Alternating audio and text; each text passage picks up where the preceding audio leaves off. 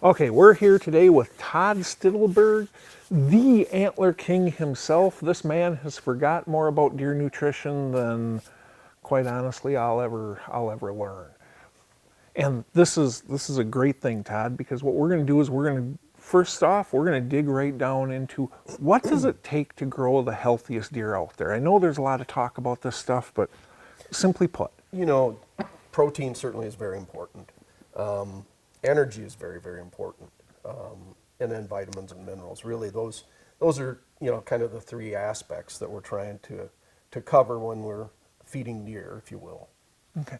So when it comes, I'm going to guess that protein, the fat, the energy, they're important all year round, but there are certain specific windows where they are more important than others. Is that correct? And if so, when? Absolutely. And protein is very, very important starting right around February 1st all the way through to basically September, prior to and during the antler growing period. Energy is very, very important starting late November and December, January. And that's to try to build, they've went ahead, they've lost, your mature bucks have lost that 25 to 30% body weight.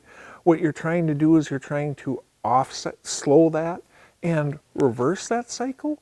Offset it, reverse it, and let's get that weight back on that deer because Mother Nature will not allow him to start diverting nutrients towards antler growth until his body weight is basically put back on. Sure, and he's just dumped 25 to 30% body weight during the rut, and now if you're talking about Midwest and points north, you're entering your seasonal low point for food.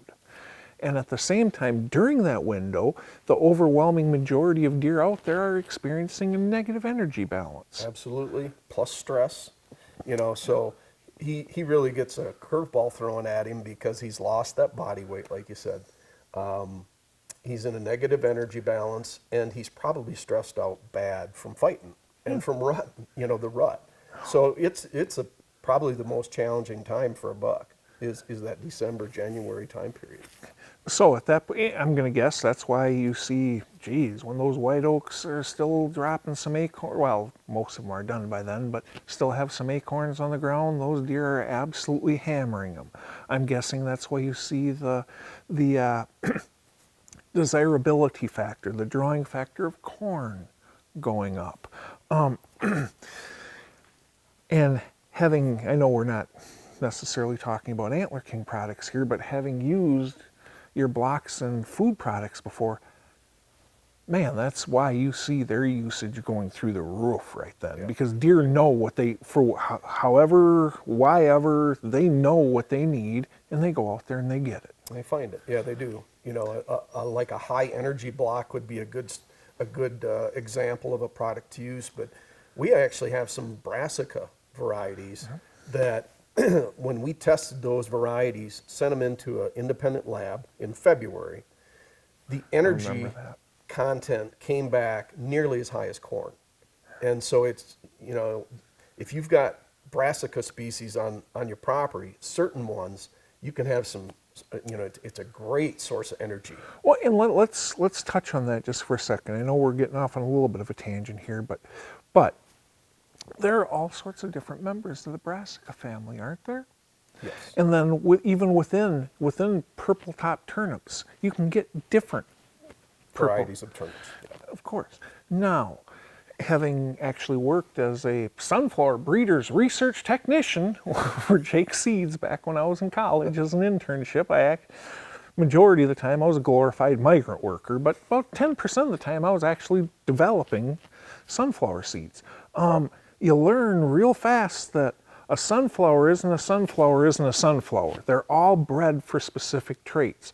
So one of the things that I have actually been very impressed with are the variety that you have in these honey hole, because Brassicas, generally speaking, are late season draws because of the cold, the sugars come up from the root system, blah, blah.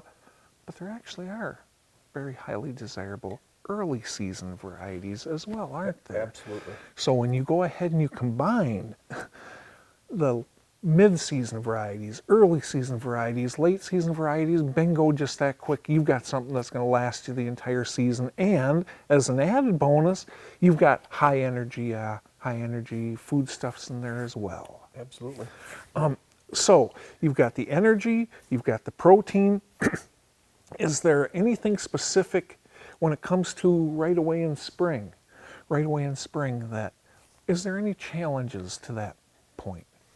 Well, I think that energy, we're finding that energy is not only important in the winter, or late fall to get weight back on the bucks, but it's also very important for antler growth through the whole growing season.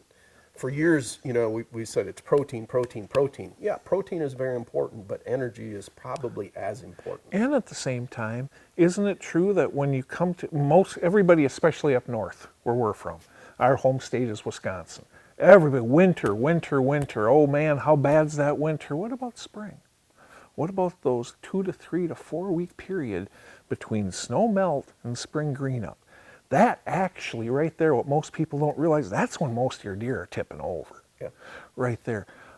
If you can go ahead and put out a planting that, let's say, goes dormant over winter, doesn't actually die in frozen temperatures, and as soon as that soil is thawed, is growing again, offering around 15% protein, such as fall, winter, spring, that would be a very nice planting, would it not? That's a great point. That product, we've got a special variety of rye in there, and it's the first thing to green up in the spring, and it's extremely high in protein. It's extremely digestible, so the energy content is very high also.